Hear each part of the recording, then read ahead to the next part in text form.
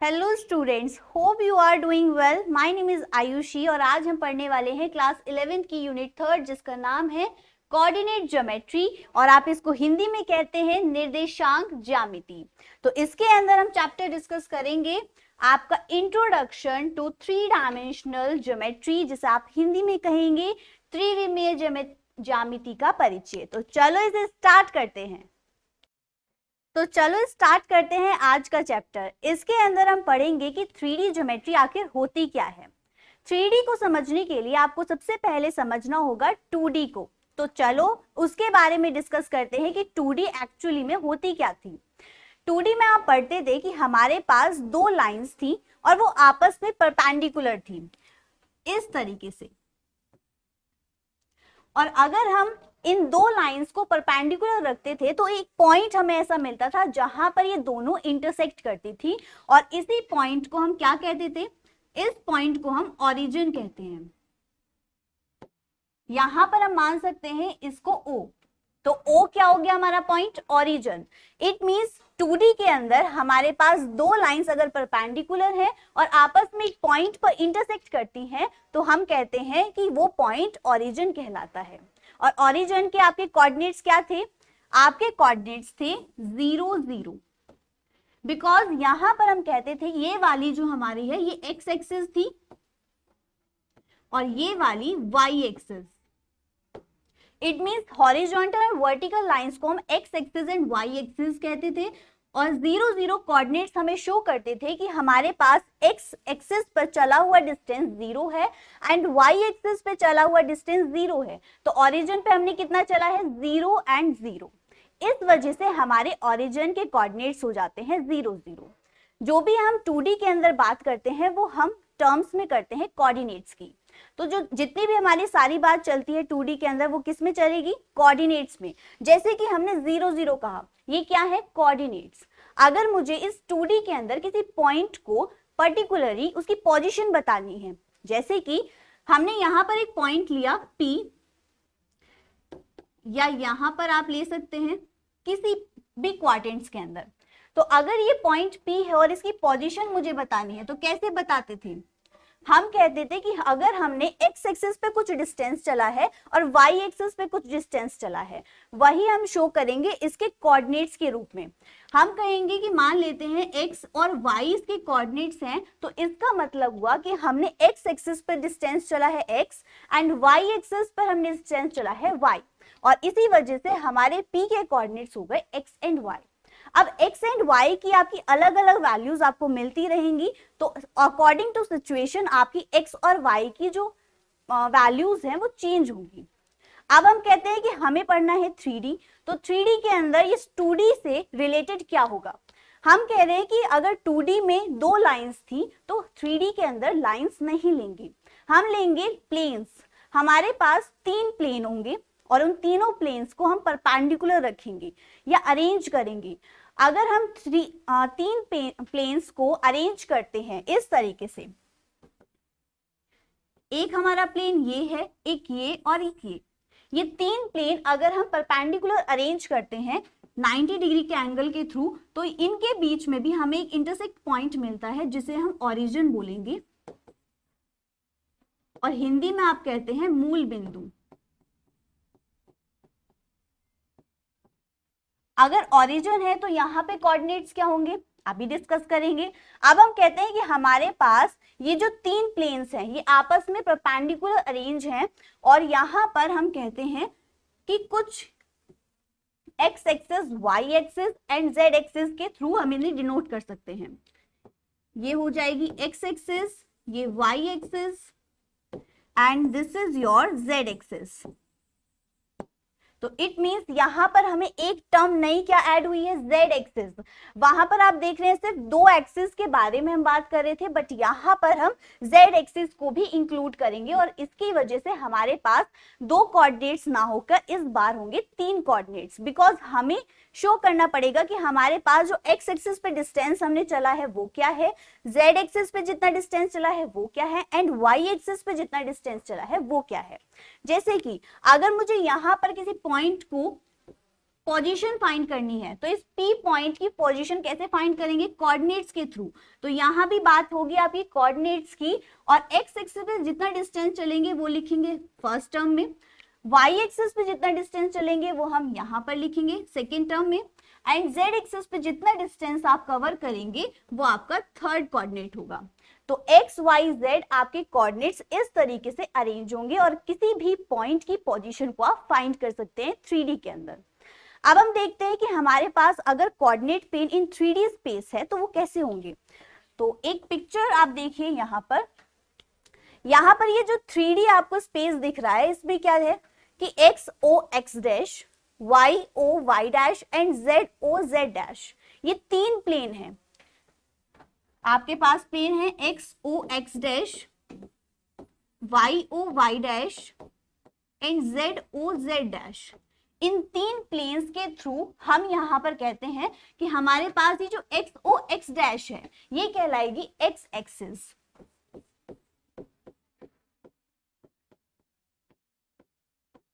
और आपकी Y O Y dash Y अक्ष कहलाएगी, and Z O Z dash आपकी जेड अक्ष कहलाएगी जिसे आप एक्सिस बोलेंगे।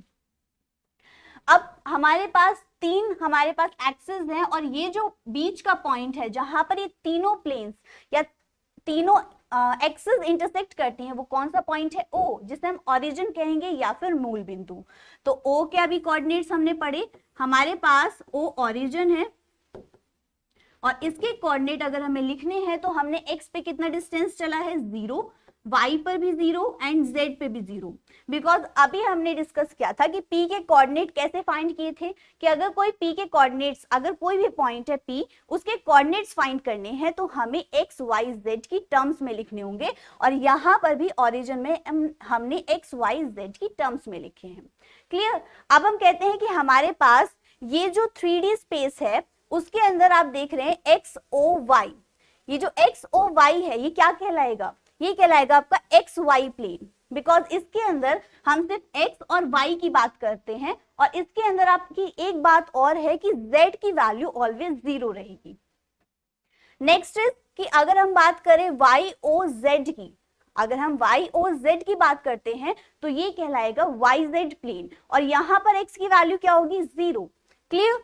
अगर हम कहें जेड ओ एक्स की बात तो जेड ओ एक्स में हमारे पास y की वैल्यू 0 रहेगी और हम बोलेंगे एक्स जेड प्लेन है ये। इट मींस हमारे पास 3 प्लेन है, एक एक्स वाई प्लेन, दूसरा आपके पास है Y Z plane, and third आपके पास है जेड एक्स प्लेन। प्लेन को आप हिंदी में क्या कहेंगे? तल। तो वाई जेड तल है, वाई एक्स तल है और जेड वाई तल है। ठीक है, तो आपके पास 3 प्लेन्स हैं इस 3D के अंदर। अब हम कहते हैं कि हमारे पास कोई भी प्लेन है उसकी हम पोजीशन एग्जैक्टली बता सकते हैं। इसके बाद हमारी 2D के अंदर चलिए, आपको याद होगा कि हमारे पास ये जो 2D फिगर था इसमें 4 क्वाड्रेंट्स थे, ये फर्स्ट था, ये सेकंड था, ये थर्ड एंड ये फोर्थ। अगर इसके पास 4 क्वाड्रेंट्स थे तो हम कहते थे क्वाड्रेंट्स, इसको आप चतुर्थांश हिंदी में कहेंगे। क्वाड्रेंट्स के लिए हमने क्वाड वर्ड यूज किया था बिकॉज हमारे पास जो पार्टीशन थे वो 4 थे, लेकिन अगर हम 3D में बात करें तो 3D में कितने पार्टीशंस होंगे? हमारे पास 8 पार्टीशंस होंगे, और 8 के लिए हम एक वर्ड यूज करेंगे ऑक्ट। इस ऑक्ट वर्ड से ही आपका मिलता है ऑक्टेंट। ऑक्टेंट को आप हिंदी में कहेंगे अष्टांश। इट मींस हमारे पास 8 ऑक्टेंट्स हैं, किसके अंदर? 3D के अंदर। क्लियर? तो 3D के अंदर 8 ऑक्टेंट्स आपको मिलेंगे, जहां पर आप इसे हिंदी में कहेंगे अष्टांश। हम कहें कि हमें 8 मिलेंगे कैसे? अब इसको देखने के लिए आपको इसे देखना होगा। यहां पर फर्स्ट क्या लिखा है? X O Y Z. Clear? यहां पर आप देखिए यहाँ पर है एक्स ओ वाई जेड, ये हमारा फर्स्ट ऑक्टेंट है। सेकंड क्या है, X dash O Y Z, it means X dash O Y Z, ये वाला है। इसका मतलब क्या है, देखिए हमने फर्स्ट लिया real part X O Y Z, यहाँ पर एक्स वाई जेड ये तीनों ही रियल हैं, इट मींस बाहर का सरफेस है, बट 3D के अंदर आपको पीछे वाला सरफेस भी काउंट करना है, तो इसलिए हमने पीछे वाले सरफेस में लिया X dash O Y Z. Clear? And next हमने क्या लिया है, X dash O Y dash Z, it means दो हमने इमेजिनरी पीछे वाले पार्ट्स लिए हैं, एक एक्स डैश एक वाई डैश और ओ जेड। थर्ड के बाद fourth X O Y dash Z and fifth is X O Y dash Z. इसका मतलब 1 बाय 1 हमने क्या किया है, 8 ऑक्टेंट्स फाइंड किए, और ये 8 ऑक्टेंट्स आपको पता होने चाहिए कि हमारे 3D के अंदर एक्चुअली में ये होते क्या हैं। अब हम कहते हैं कि हमारे पास जैसे क्वाड्रेंट्स के अंदर हर पॉइंट को डिनोट करने के लिए उसके कोऑर्डिनेट्स कभी प्लस कभी माइनस होते हैं, जैसे कि फर्स्ट क्वाड्रेंट में क्या होते हैं, ऑल पॉजिटिव, लेकिन यहाँ पर क्या होती थी कंडीशन कि हमारा साइन और कॉसेक ये दो ही पॉजिटिव होंगे, अदरवाइज जितने भी ट्रिग्नोमेट्री होंगे वो नेगेटिव होंगे, राइट। ऐसे ही आपकी थर्ड क्वाड्रेंट में क्या होता था कि टेन एंड कॉट आपकी दो ही चीज पॉजिटिव वैल्यूज देंगी, otherwise negative. And fourth quadrant में कॉट कॉस एंड सेक ये दोनों ही पॉजिटिव होंगे, अदरवाइज आपके जो और ट्रिग्नोमेट्री फंक्शंस हैं वो ऑलवेज नेगेटिव रहेंगे। और हम यहाँ पर देखते थे कि कभी हमारी पॉजिटिव एंड नेगेटिव वैल्यूज आती हैं अकॉर्डिंग टू क्वाड्रेंट्स, तो इसी तरीके से हमारे पास ये जो 3D है यहाँ पर भी तो हमारी पॉजिटिव और नेगेटिव वैल्यूज हो सकती हैं एक्स वाई जेड की, बिकॉज यहाँ पर हमारी पोजिशंस जो है वो 8 तरीके से चेंज हो रही हैं। अगर 8 तरीके से हमें पोजीशंस चेंज कर रहे हैं किसी भी पॉइंट की, तो एक्स वाई जेड की भी जो साइन है वो भी चेंज होगा। वो होगा कैसे, वो एक टेबल के आप थ्रू समझिए। यहाँ पर हमने क्या लिखा है, अष्टांश निर्देशांक, इट मींस हमारे पास ये जो एक्स वाई जेड है ये क्या है, कोऑर्डिनेट्स है, और इन्हीं के हमने दिए हैं 8 तरीके के ऑक्टेंट्स। फर्स्ट है ओ एक्स वाई जेड, सिमिलरली अभी हमने पढ़ा था, तो ये कहलाएगा फर्स्ट ऑक्टेंट। इसके अंदर आपकी जो एक्स वाई जेड की जो वैल्यूज होंगी वो ऑलवेज प्लस होंगी, इट मींस तीनों वैल्यूज आपको प्लस की मिलेंगी।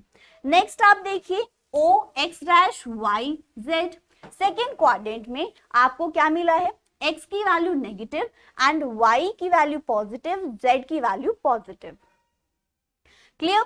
नेक्स्ट देखिए O Z X dash Y dash Z, third quadrant, इसमें हमने क्या देखा कि हमारे पास x डैश है एंड y डैश है, इट मींस हम कौन सी वैल्यूज ले रहे हैं, हम इमेजिनरी नंबर्स ले रहे हैं, बिकॉज आप जानते हैं अगर हमारे पास यहाँ पर o x डैश है तो x की तरफ चलेंगे तो क्या मिलेगा, पॉजिटिव वैल्यूज।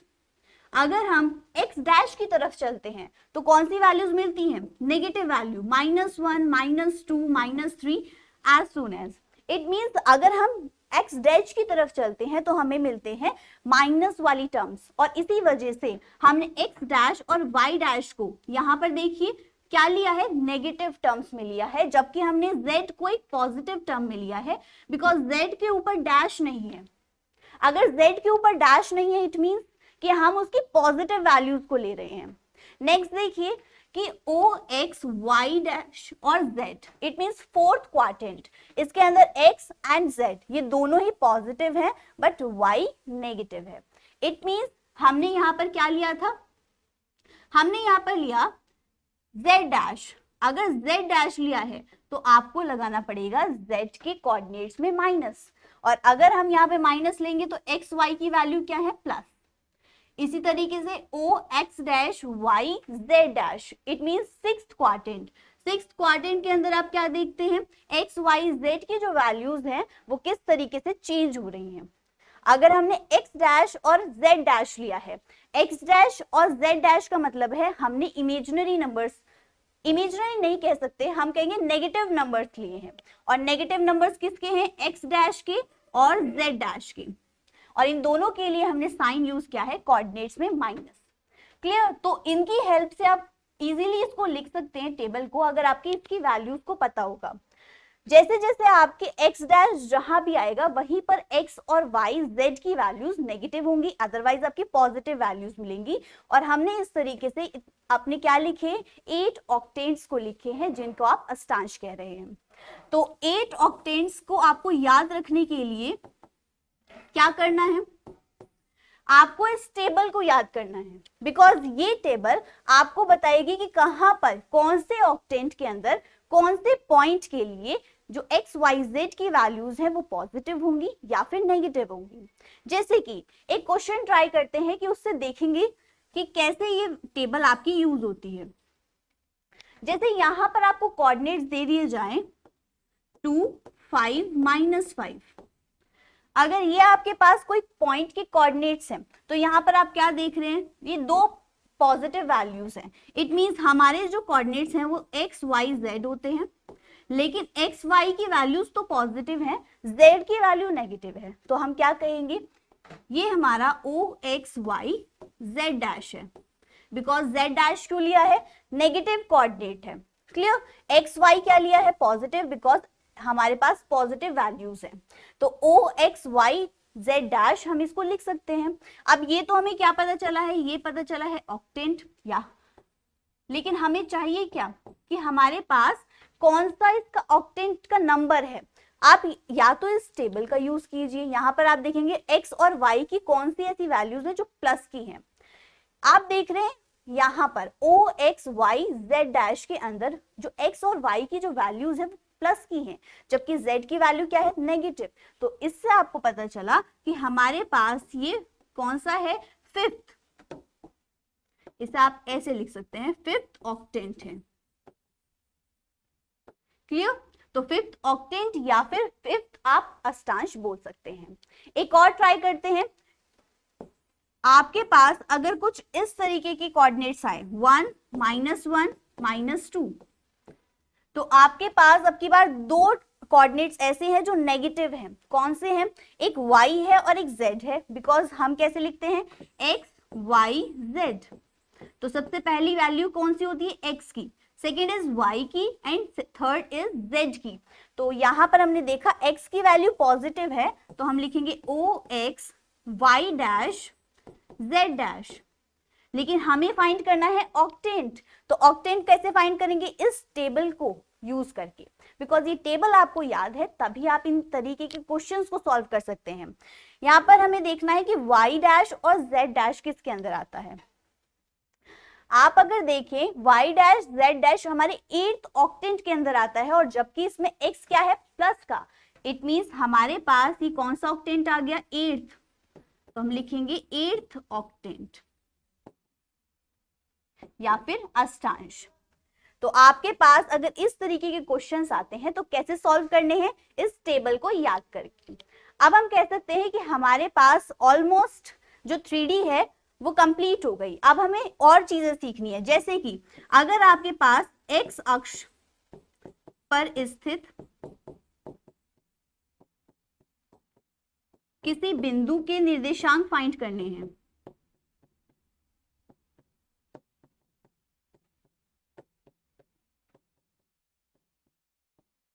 अगर आपसे कहे कि जो भी एक्स अक्ष पर स्थित है उस बिंदु के निर्देशांक फाइंड कीजिए।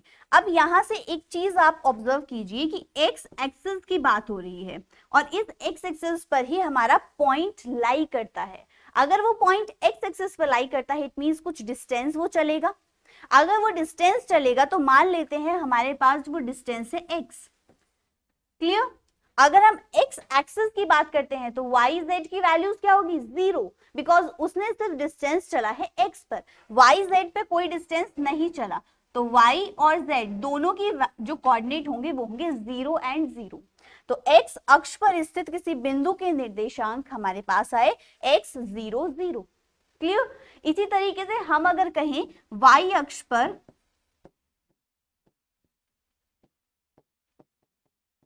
स्थित किसी बिंदु के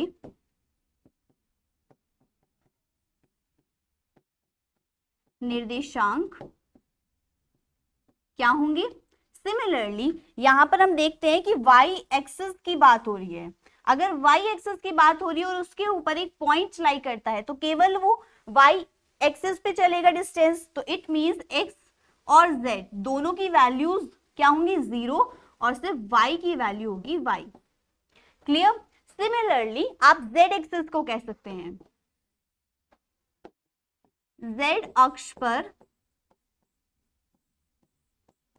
स्थित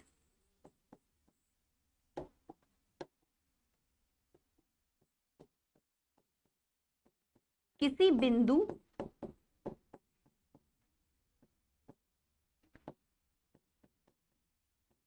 निर्देशांक, यहां पर x और y की वैल्यू 0 होगी एंड z की वैल्यू हमने माना डिस्टेंस z चला। तो तीनों हमारे पास कंडीशंस आ गई कि अगर हमसे पूछा जाए x अक्ष पर, x एक्सिस पर कोई पॉइंट लाई करता है, उसके कोऑर्डिनेट्स क्या होंगे, x 0 0, एंड y एक्सिस पर अगर कोई पॉइंट लाई करता है तो उसके कोऑर्डिनेट्स होंगे 0 y 0। एंड अगेन हमने y एक्सिस पर देखा तो अगर कोई पॉइंट लाई करता है तो उसके कोऑर्डिनेट्स होंगे 0 0 z। क्लियरली ये तीनों पॉइंट्स आपके बिल्कुल टिप्स पे होना चाहिए, बिकॉज ये कंडीशंस क्वेश्चंस के अंदर दे दी जाती हैं कि अगर x एक्सिस दिया गया हो तो आपको x 0 0 लिखना है, y एक्सिस दिया गया हो 0 y 0, एंड अगर आपको z एक्सिस दिया गया है तो 0 0 z। क्लियर? अब हम कहते हैं कि अब हम नई चीज सीखते हैं, क्या है वो, कि डिस्टेंस बिटवीन टू पॉइंट्स। जैसे हम 2D के अंदर पढ़ते थे कि हमारे पास कोई भी एक्स वाई एक्सिस हैं और उनके अंदर कोई दो पॉइंट्स लाई करते हैं और उनके बीच का डिस्टेंस फाइंड करना है, तो क्या करते थे, हम कहते थे कि हमारे पास एक डिस्टेंस फॉर्मूला था। डिस्टेंस फॉर्मूला क्या था वो आपके पास, under root x2 minus x1 का whole square plus y2 minus y1 का होल स्क्वायर। ये एक फॉर्मूला था जिससे आप 2D के लिए डिस्टेंस निकालते थे किन्हीं भी दो पॉइंट्स के अंदर। क्या मानते थे कि x एक्सिस है, एक y एक्सिस है और यहां पर कोई दो पॉइंट्स हैं और इनके बीच का हमें डिस्टेंस फाइंड करना है और कोऑर्डिनेट क्या होंगे, x1 y1 and x2 y2। But अगर हम 3D के अंदर बात करें तो हम कहेंगे डिस्टेंस बिटवीन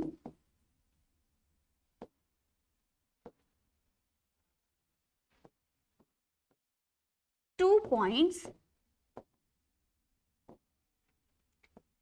हिंदी में आप कहेंगे दो बिंदुओं के बीच की दूरी।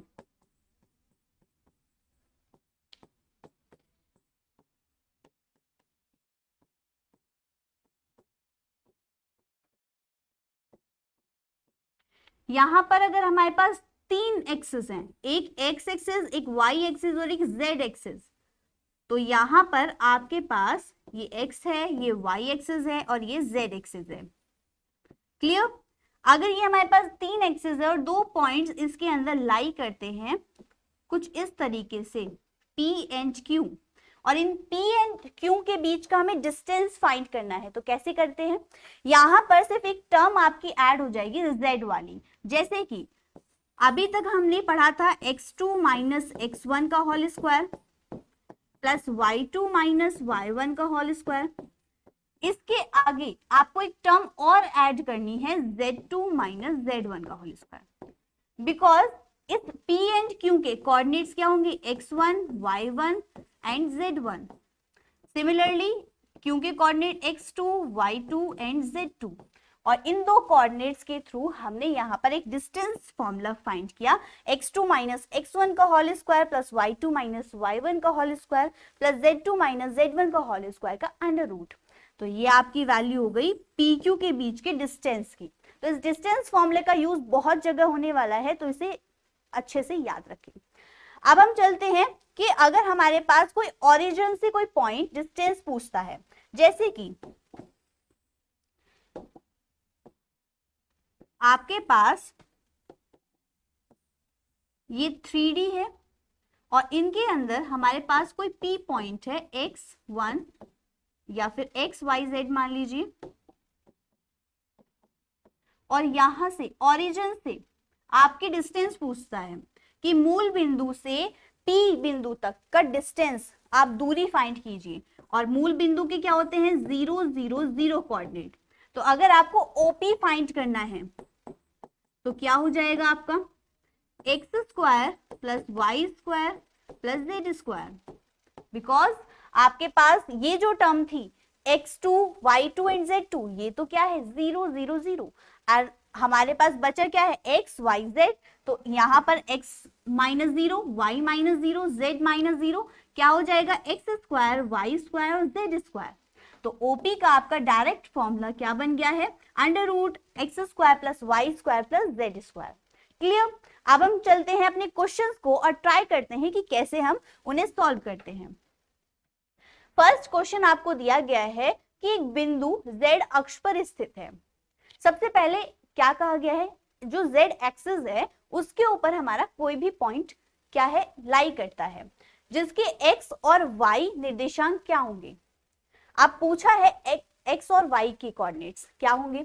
देखिए हमने अभी बात की थी कि अगर हमारा x अक्ष पर कोई बिंदु है तो सिर्फ वो कौन सा डिस्टेंस चलेगा z एक्सिस पर ही चलेगा। अगर z एक्सिस पर कोई लाई करता है तो z एक्सिस पर डिस्टेंस चलता है z, मान लेते हैं, क्योंकि इन्होंने क्या कहा है कोई डिस्टेंस पर्टिकुलरली नहीं दिया, तो z हमने डिस्टेंस चल दिया, बट x और y पर हम डिस्टेंस चलते हैं 0 0।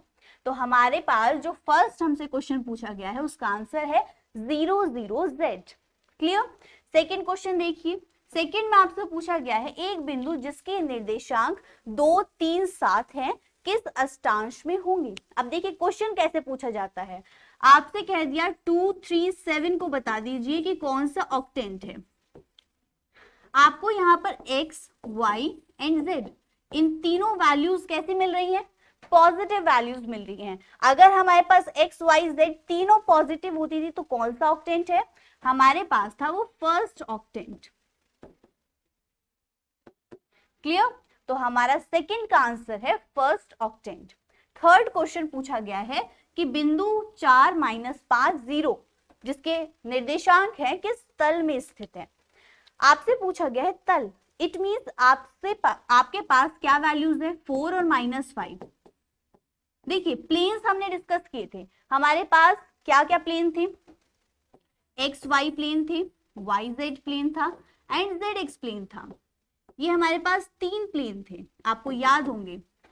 अगर हमारे पास कोऑर्डिनेट दिए गए 4 5 0, इट मींस z पर तो हमने कोई डिस्टेंस ही नहीं चला, इट मींस यहाँ वाले पे हमारी वैल्यू 0 है, z की वैल्यू 0, तो कौन से प्लेन्स पे हम बात कर रहे हैं एक्स वाई प्लेन पर। तो आपका आंसर हो गया एक्स वाई तल। ठीक है, क्योंकि आप प्लेन को क्या बोलेंगे तल, एक्स वाई तल या फिर एक्स वाई प्लेन। तो तीनों के आंसर आपको किस तरीके से देने समझ में आए। चलो नेक्स्ट क्वेश्चन करते हैं। नेक्स्ट क्वेश्चन में आपसे कहा गया है यदि बिंदु 2 आपको दिए गए हैं कि बीच की दूरी 5 मात्रक है तो a का मान ज्ञात कीजिए। अब सिंपली आपको क्या करना है, दोनों के बीच की दूरी का फॉर्मूला लगाना है। पॉइंट है 1 a 4 एंड सेकेंड आपको पॉइंट दिया गया है -3 -5 एंड 4। 5 मात्रक आपको दूरी दी गई है, डिस्टेंस 5 मात्रक, और फाइंड करना है a की वैल्यू। सबसे पहले हम लगाएंगे अपना डिस्टेंस फॉर्मूला जो है x2 - x1 का whole square plus y2 - y1 का whole square plus z2 - z1 का होल स्क्वायर इक्वल्स टू 5, क्योंकि हमें वैल्यू क्या दी गई है 5। अब हम मान लेते हैं हमारे पास ये x1 x2 x1 y1 and z1 है और ये x2 y2 z2 है।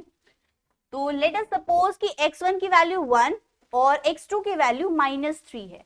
अगर हमारे पास है x2 - x1 तो क्या लिखेंगे -3 - 1 का whole square plus y2 - y1 -5 - a का whole square plus z2 - z1 4 - 4 का होल स्क्वायर इक्वल्स टू 5। यहां से -4 का स्क्वायर प्लस माइनस के 5 माइनस ए का whole square plus 0 equals to 5 का स्क्वायर। बिकॉज अंडर रूट को हम 5 के ऊपर लेके गए हैं तो 5 का स्क्वायर हो गया। यहाँ से 4 माइनस 4 0, तो 16 प्लस यहाँ से कहेंगे हमारे पास है 5 का स्क्वायर प्लस ए का स्क्वायर, या फिर माइनस ए लिख सकते हैं आप, -5 माइनस ए, या आप कह सकते हैं कि हम ले रहे ए माइनस बी का होल स्क्वायर। तो यहाँ पर आपको माइनस की कंफ्यूजन नहीं होगी। ए स्क्वायर माइनस के 2ab इक्वल्स टू 25। तो 16 प्लस 25 प्लस ए स्क्वायर, आपकी यहां से वैल्यू हो गई प्लस के 10a इक्वल्स टू 25। अब आप देख रहे हैं कि यहां पर हमारे पास कौन सी टर्म्स आ रही हैं। 25 से 25 cancel out, A square plus 10a plus 16 equals to 0। अब आपको क्या करने हैं, इसके फैक्टर करने हैं। तो इजीली आप इसके फैक्टर कर सकते हैं, 8a plus 2a plus 16 equals to 0, and इसको सिंप्लीफाई करेंगे 8 plus a plus 8 and a plus 2 equals to 0। यहां से आप कहेंगे a कॉमन एंड यहां से आपका 2 कॉमन, तो a प्लस 8 ऑलरेडी आ चुका है और यहां से a प्लस 2, तो a की वैल्यू हो गई -8 एंड -2। तो दो वैल्यूज एग्जिस्ट करती हैं a की, first is -8 and second is -2, and this is your answer. Next question देखते हैं। अगर हमारे पास 3 पॉइंट्स दिए गए हैं और तीनों को हमें कैसे शो करना है, संरेख है। याद कीजिए कि संरेख क्या होता था। हम कहते हैं कि हमारे पास 3 पॉइंट्स हैं, ए बी एंड सी, और इन तीनों के कोऑर्डिनेट्स दिए गए हैं 3 -2 4 1 1 एंड 1 -1 4 -2। क्लियर। तो ये तीनों पॉइंट्स कब संरेख होंगे, जब ये एक ही लाइन में लाई करेंगे। अगर ये एक ही लाइन में हमने लाई करा दिए हैं तो अब क्या करना है, सॉल्व करना है। कैसे, हम कहेंगे A B plus B C बराबर होना चाहिए ए सी के। अगर ये कंडीशन सेटिस्फाई होती है तो ही हम कह सकते हैं कि ये तीनों बिंदु संरेख हैं, अदरवाइज नहीं है। तो अब चेक करेंगे कि A B plus B C equals to A C है। तो यहां पर सबसे पहले आपको क्या निकालना पड़ेगा, A B and B C. तो ए बी के लिए आप डिस्टेंस फॉर्मूले का यूज कर सकते हैं, बिकॉज हमें ए से बी तक का क्या चाहिए, डिस्टेंस, बिकॉज हमारे पास क्या है, कोऑर्डिनेट्स। तो कोऑर्डिनेट्स की हेल्प लेंगे। यहां पर हम कहेंगे under root x2 minus x1 का होल स्क्वायर। अब आप इमेज सपोज कर सकते हैं ये x1 y1 z1 है और ये x2 y2 z2 है। क्लियर। तो यहां से 1 माइनस 3 का होल स्क्वायर प्लस आपके पास 1 प्लस 2 का होल स्क्वायर प्लस आपके पास 1 माइनस 4 का होल स्क्वायर, ये टर्म्स हैं। सिंप्लीफाई करेंगे तो आपके पास -2 का होल स्क्वायर प्लस 3 का होल स्क्वायर प्लस -3 का होल स्क्वायर। तो वैल्यू है 4 प्लस 9 प्लस 9। यहां से आपके पास क्या वैल्यू आ रही है, 18 प्लस 4 क्या है, 22, तो अंडर रूट 22। क्लियर। तो हमारे पास ये है ए बी की वैल्यू। अब हमें फाइंड करनी है बी सी। तो सिमिलरली यही प्रोसेस रहेगा। बी सी के लिए आपको कोऑर्डिनेट्स मान सकते हैं, ये x2 y2 z2 है, ये फिर से x1 y1 z1 है। तो हम कहेंगे 1 प्लस 1 का whole square plus y2 minus y1 का 1 माइनस 4 का whole square plus z2 minus z1 का whole square, it means 1 plus 2 का होल स्क्वायर। सिंप्लीफाई करेंगे, आपकी 2 का स्क्वायर 4, यहाँ पर 3 का स्क्वायर 9 प्लस 3 का स्क्वायर 9। तो यहाँ पर भी यही टर्म्स बन रही है, इट मीन्स ये भी अंडर रूट 22। अब हमें चेक करना है AC, इट मीन्स AC के लिए हमारे पास कोऑर्डिनेट होंगे x1 y1 z1 और ये मान लेते हैं x2 y2 z2। ये सिर्फ आपके मानने के लिए है, ठीक है। तो यहाँ पर हम अप्लाई करेंगे x2 माइनस x1 -1 माइनस 3 का whole square plus y2 minus y1 4 plus 2 का whole square plus z2 minus z1, it is -2 - 4 का होल स्क्वायर। सिंप्लीफाई करेंगे, -4 का होल स्क्वायर प्लस 6 का होल स्क्वायर प्लस -6 का होल स्क्वायर। इट मीन्स हमारे पास value है 16 plus 36 plus 36 and आप जानते हैं इनको ऐड करके क्या आएगा, √88 और इसका अगर अंडर रूट ओपन करें तो 2√22 मतलब इट मीन्स 2√22। अगर हमारे पास AC की वैल्यू ये है तो सेटिस्फाई कराएंगे इस इक्वेशन से कि AB plus BC equals to AC अगर सेटिस्फाई करता है तो संरेख होंगे ये पॉइंट्स, अदरवाइज नहीं। तो AB की वैल्यू क्या है हमारे पास, √22 प्लस √22 तो 2√22 और यही क्या है वैल्यू AC की। इट मीन्स हमारे पास जो वैल्यू है उसके अकॉर्डिंग हमने प्रूव कर दिया कि तीनों पॉइंट्स एक ही लाइन में होंगे। ठीक है, अब हम देखते हैं नेक्स्ट क्वेश्चन जिसमें आपसे पूछा गया है बिंदु पथ का समीकरण।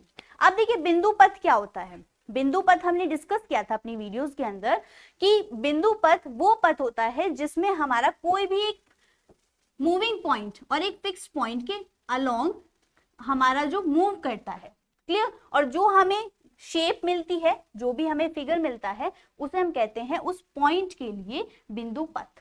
क्लियर। अब हम कहते हैं कि प्रत्येक बिंदु के A और B से समदूरस्थ है। यहां पर समदूरस्थ जो वर्ड यूज किया गया है ये क्या है, देखिए आपको क्या करना पड़ेगा, ये जो समदूरस्थ वर्ड यूज किया गया है इसका मतलब है ये जो A और B पॉइंट है इससे कोई पॉइंट इस तरीके से रखा गया है कि दोनों के बीच का डिस्टेंस A और B दोनों के बीच का डिस्टेंस सेम बैठता है। तो A के कोऑर्डिनेट्स क्या है, -1 2 3 एंड B के कोऑर्डिनेट्स हैं 3 2 1।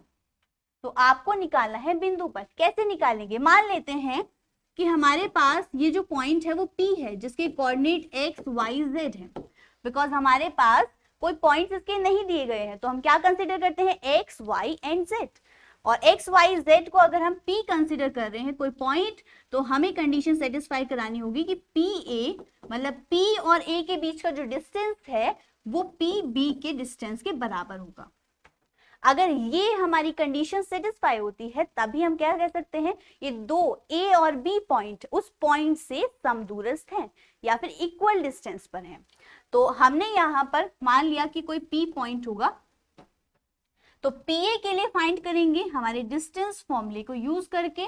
PA के लिए आपका क्या होगा, x y z ऑलरेडी दिए गए हैं, यहां पर कहेंगे x प्लस 1 का whole square plus y minus 2 का whole square plus z minus 3 का whole square. Clear, equals to PB। PB के लिए क्या कहेंगे, x माइनस 3 का whole square plus y minus 2 का होल स्क्वायर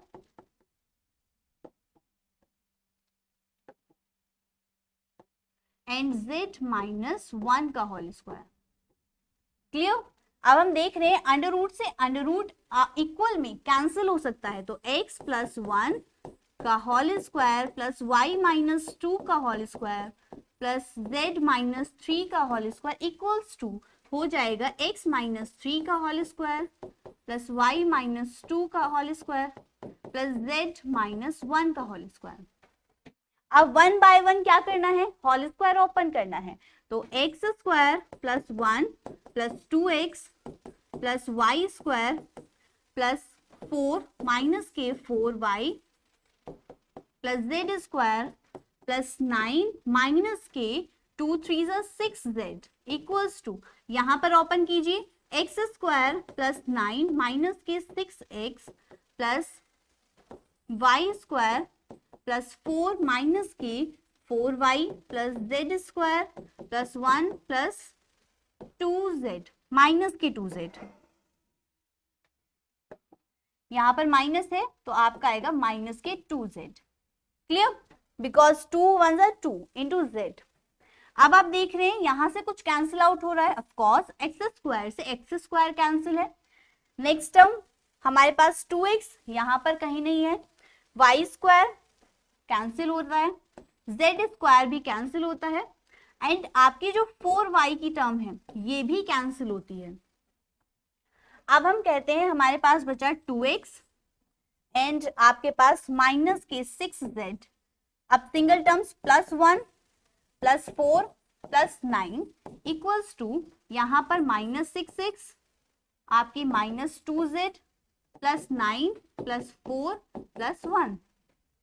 अब आप देख रहे हैं 4 और 1 ये भी आपस में कैंसिल हो रहे हैं, 9 भी आपस में कैंसिल होता है, तो 2x + 8x क्लियर, माइनस के 6z यहाँ वाला +2z आएगा इक्वल्स टू 0, 8x माइनस के 4z equals to 0, it mean 2x minus के z इक्वल्स टू 0, बिकॉज 4 हम कॉमन ले सकते हैं। अगर 4 यहाँ पर कॉमन लेंगे तो क्या बचेगा अंदर, आप कहेंगे 4 2 8, 2x minus z equals to 0, और ये 4 टर्म्स में चला जाएगा 0 की, 0/4 0, तो हमारे पास डायरेक्ट आया 2x minus z equals to 0, और यही क्या है, ये है अभिष्ट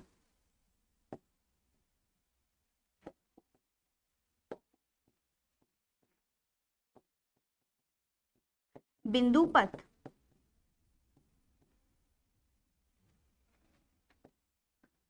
क्लियर, और यही हमें फाइंड करना था। तो यहाँ पर हमने क्या टर्म्स यूज करी, PA बराबर PB। आपको अकॉर्डिंग टू सिचुएशंस ये देखना होगा कि यहाँ पर जैसे क्वेश्चन पूछा गया है तो हमें कैसे, हम किसी भी क्वेश्चन को सॉल्व करने के लिए क्या अप्रोच लगाएंगे। फर्स्ट अप्रोच अगर आपको मिल जाती है देन आपका क्वेश्चन इजीली सॉल्व होगा। तो अब हम मिलेंगे नेक्स्ट क्लास में, तब तक के लिए थैंक यू, हैप्पी लर्निंग।